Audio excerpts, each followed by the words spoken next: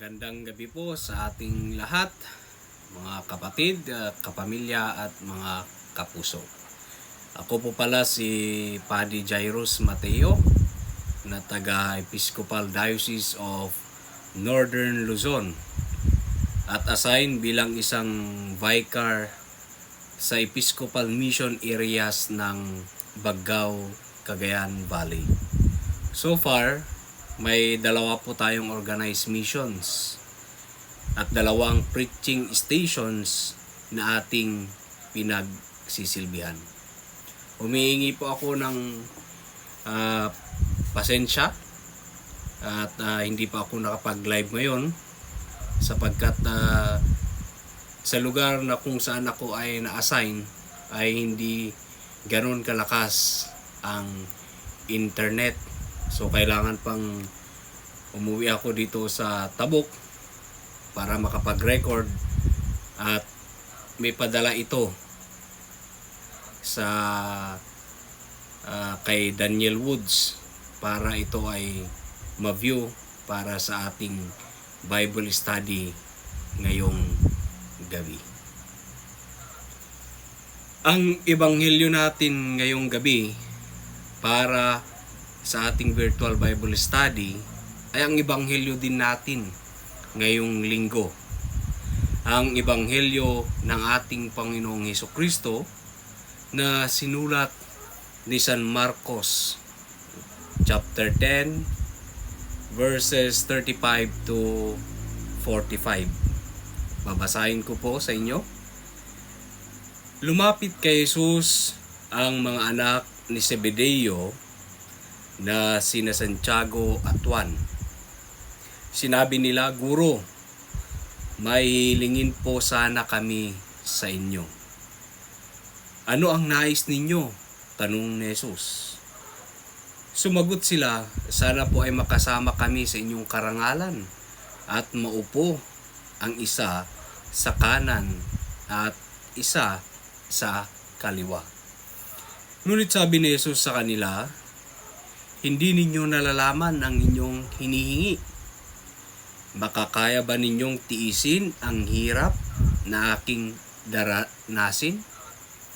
Makakaya ba ninyo ang bautismong ibabautismo sa akin?" "Opo," tugin nila. Sinabi ni Jesus, "Ang kopang aking iinuman ay iinuman nga ninyo at babautismuhan nga kayo sa bautismong tatanggapin ko. Ngunit hindi ako ang magpapasya kung sino ang mauupo sa aking kanan at sa aking kaliwa. Ang mga karangalang iyan ay para sa mga pinaglaanan." Nang malaman ito ng 10 alagad, nagalit sila sa magkapatid. Kaya't pinalapit sila ni Jesus at sinabi, "Alam ninyo na ang mga tinuturing na pinuno ng mga hentil ay namumuno bilang mga Panginoon sa kanila. At ang kagustuhan ng mga nasa kapangyarihan ang siyang nasusunod. Ngunit hindi ganyan ang dapat umiral sa inyo. Sa halip, ang sinuman sa inyo na nais maging dakila ay dapat maging lingkod ninyo. At ang sinumang nais maging pinuno ay dapat maging alipin ng lahat. Sapagkat ang anak ng tao ay naparito, hindi upang paglingkuran, kundi upang maglingkod at upang mag-alay ng kanyang buhay para sa ikakatubos ng marami." Ang mabuti balita ng ating Panginoon. Salamat sa Diyos. Mga kapatid, ang nabasang ebanghelyo ni San Marcos chapter 10 verses 35 to 45 ay pinamagatang ang pagiging dakila. Sa Biblia na aking binasa na ang pangalan ng version ay Magandang Balita Biblia. masasabi nating pagiging dakila ang pamagat dahil sa kabuuan ng ating passage ngayong gabi ay patungkol sa magkapatid na si Santiago at Juan at ang kanilang ambisyon na kadakilaan. Si Santiago at Juan ay ang mga unang apostol ni Juan Bautismo na mababasa natin sa Ebanghelyo ni San Juan, chapter 1, verse 35. At nung dumating si Kristo, sila din ang mga naunang sumunod bilang mga apostoles niya. Yan, mababasa din natin yan sa John chapter 1 verses 37 at saka 41. Na iniwan mismo ang kanilang ama ng kanyang mga tapagsilbi upang makasama lang si Kristo. No? Sa Mark chapter 1 verse 20 naman yon mababasa. Si Santiago at Juan kasama si Simon Pedro ay malapit-lapit kay Hesukristo. Sila ay pinili ni Hesukristo upang maging saksi sa kanyang transfiguration, na mababasa natin kay San Marcos chapter 9 verses 2 to 8. At kahit mismo sa nangyaring muling pagkabuhay ng anak na babae ni Jairo. Sa San Marcos na naman, chapter 1, verse 20.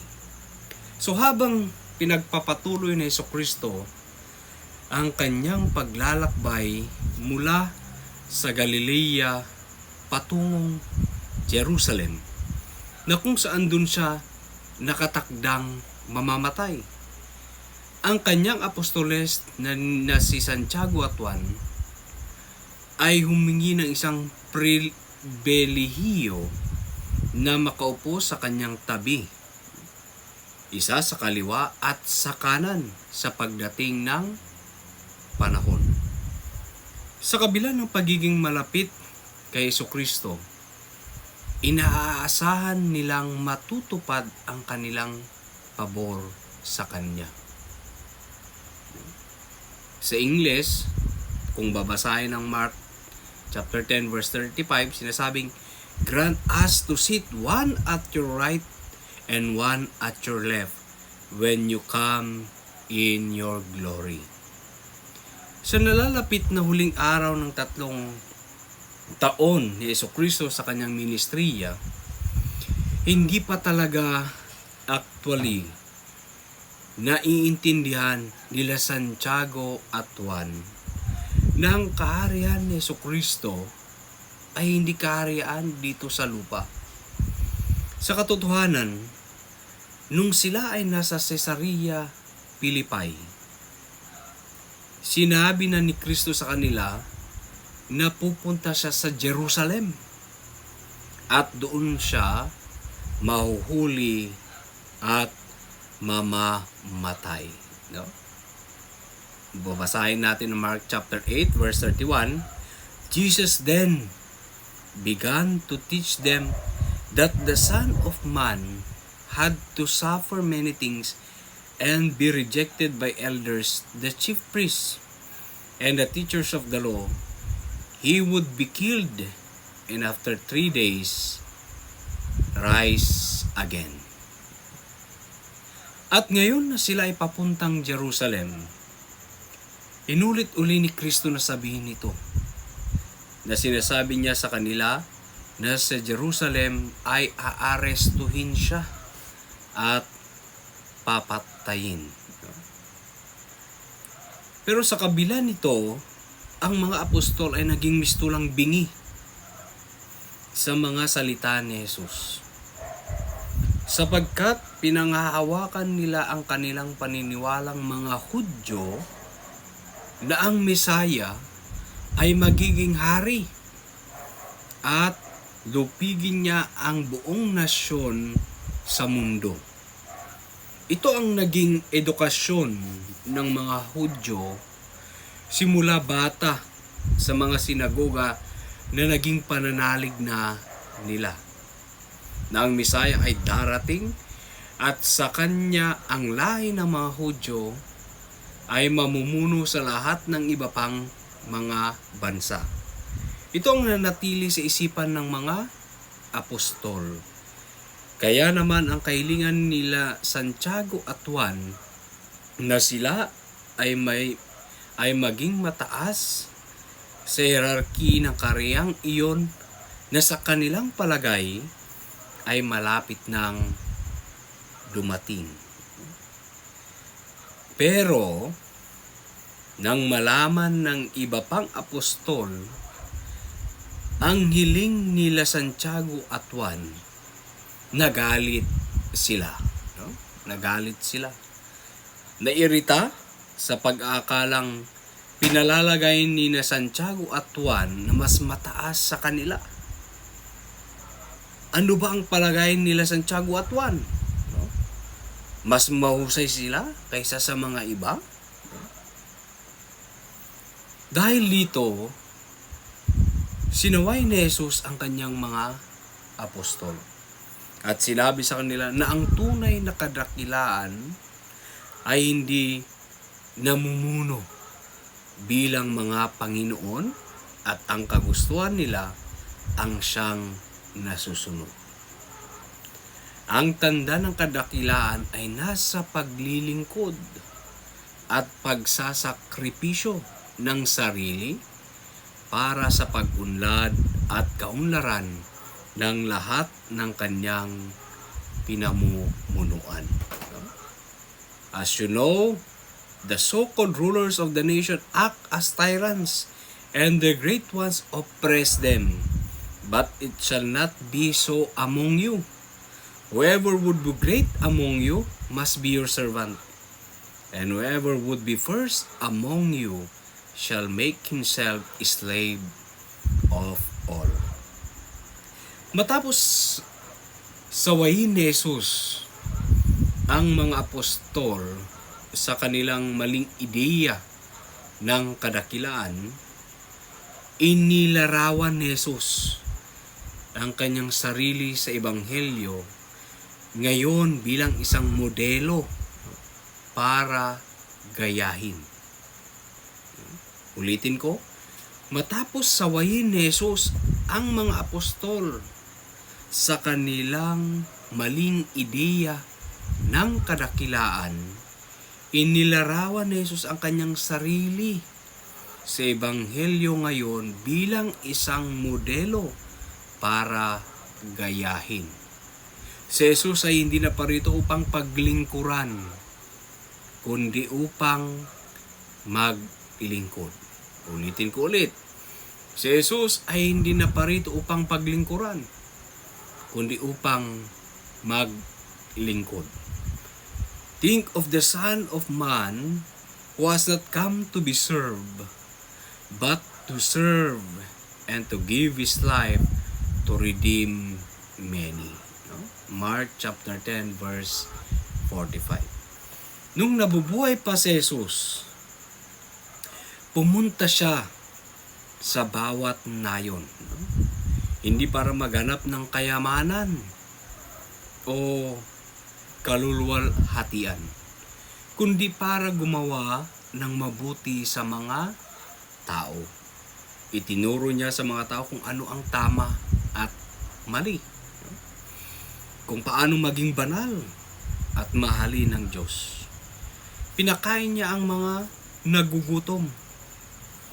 Pinagaling ang mga may sakit. At nakipaglaban sa mga makapangyarihan para sa kanilang kawalang katarungan at pang-aapi. Sa katunayan, kung namatay si Jesus, ito ay dahil sa kanyang pagmamahal at paglilingkod sa mga dukha at inaapi. Ang mayayaman ay hindi makayanan ang kanyang pagmamahal sa mahihirap at hindi rin kayang lunukin ng mga mapang-api ang kanyang pagtatanggol sa mahihina.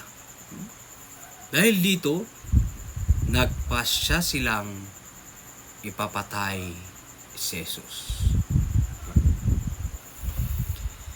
Ang pagtuturo ni Jesus, mga kapatid, ay hindi napunta sa wala. No? Natutunan ng mga apostol ang kanilang aral. Pagkatapos ng pag-akyat ni Jesus sa langit, ang mga apostol sa tulong ng banal na Espiritu ay nagtungo upang ipangaral ang ebanghelyo sa iba't ibang bansa na hindi naghahanap ng kayamanan o kapangyarihan o kawalhatian. Ngunit naghahanap lamang ng kawalhatian ng Diyos at ang kapakanan ng mga tao. Walang pag-iimbot na pumunta sila sa lahat ng bahagi ng kanilang kilalang mundo nung panahong iyon. Nagtuturo kung ano ang mabuti, totoo at marangal. Tulad ni Jesus, pinagaling nila lahat ng uri ng sakit. Dinanas nila ang lahat ng uri ng problema at kapighatian. Hanggang sa wakas ay pinatay sila dahil sa pangangaral ng ebanghelyo ni Jesus. At ang unang pinatay ay walang iba kundi si Santiago na apostol. Dahil sa mga hakbang na ginawan ng apostol sa pagbabalik loob ng mga Hudyo, ipinaaresto ni Herodes si Santiago. At hindi nagtagal ay inutos ni Herodes ang kanyang kamatayan. Nang makita ni Herodes na ito ay nakalulugod sa mga Hudyo, ipinadakip din niya si Pedro. Ngunit bilang pinuno ng simbahan, marami pa rin misyon na dapat gawin si Pedro. Ipinadala ng Diyos ang kanyang mga anghel upang mahimalang palayain si Pedro mula sa bilangguan. Ang Herodes na ito ay si Herodes Agrippa the first, no? Apo ni Herodes na dakila na siyang pinuno ng Judea sa pagsilang ni Jesus. Ang isa pang halimbawa ng buhay ng buong paglilingkod ay masasabi nating si Pablo, ang apostol ng mga hentil. Si Pablo ay dumanas ng iba't ibang uri ng kapighatian sa paglilingkod sa mga tao. Ang gutom, pagkauhaw, pagod, pagkawasak ng barko, pangbubugbog, pagkakulong at sa uli ay kamatayan.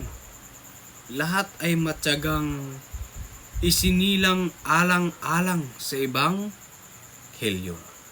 Tulad ng sinabi mismo ni San Pablo sa Corinthians chapter 11 verses 23 to 27 na sinasabing, "The beatings I received are beyond comparison. How many times have I found myself in danger of death? 5 times the Jews sentenced me to 39 lashes. 3 times I was beaten with a rod. Once I was stoned. 3 times I was shipwrecked. And once I spent a night and a day adrift on the high seas. I have been continually in hazards of traveling because of rivers, because of bandits, because of my fellow Jews, or because of the pagans. In danger in the city, in the open country at sea. In danger from false brothers. I have worked and often labored without sleep. I have been hungry and thirsty and starving, cold and without shelter." Ang ebanghelyo ngayon, mga kapatid,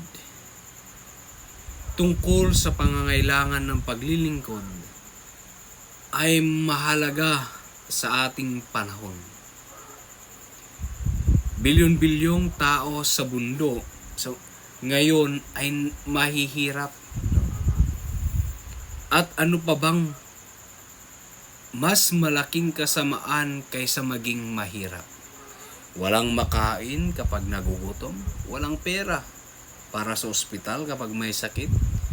Kung tayo ay tunay na mga tagasunod ni Kristo, wala tayong magagawa kundi magtrabaho ng walang pag-iimbot para sa pagtatatag ng isang lipunan kung saan sa pamamagitan ng makatarunang mga batas at patakaran, ang mga mahirap ay may pagkakataon na makaahon sa kanilang kahirapan.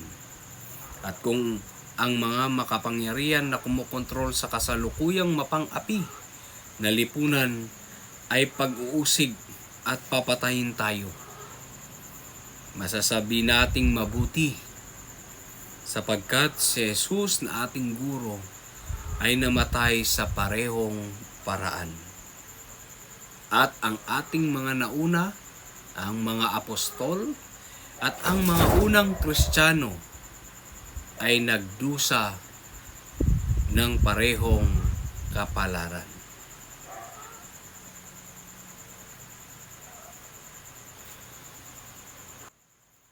Para sa ating group sharing, may mga tatlong katanungan para sa ating lahat, para ito ay ating patuloy na pagnilayan at pag-aralan, at sa ating mga karanasan ay pwede nating mai-share din para sa mga iba. Parang ito ay makatulong din para sa atin at sa ating simbahan. Una, bakit mahalaga ang Bible passage na ating narinig ngayong gabi? Ikalawa, sa anumang posisyon ng pamumuno at otoridad na mayroon tayo ngayon, ikaw ba ay kasalukuyang ginagamit ang iyong posisyon para maglingkod sa iba? Ano ang ilang praktikal na paraan na magagawa mo para pagbutihin ito? At ang ikatlo, bilang isang simbahan, sa anong paraan nakikita natin ang ating sarili bilang sina Santiago at Juan? At sa anong paraan din naman natin nakikita ang ating sarili sa gusto ni Hesukristo para sa atin? So yun lang po ang aking maiksing sharing ngayong gabi.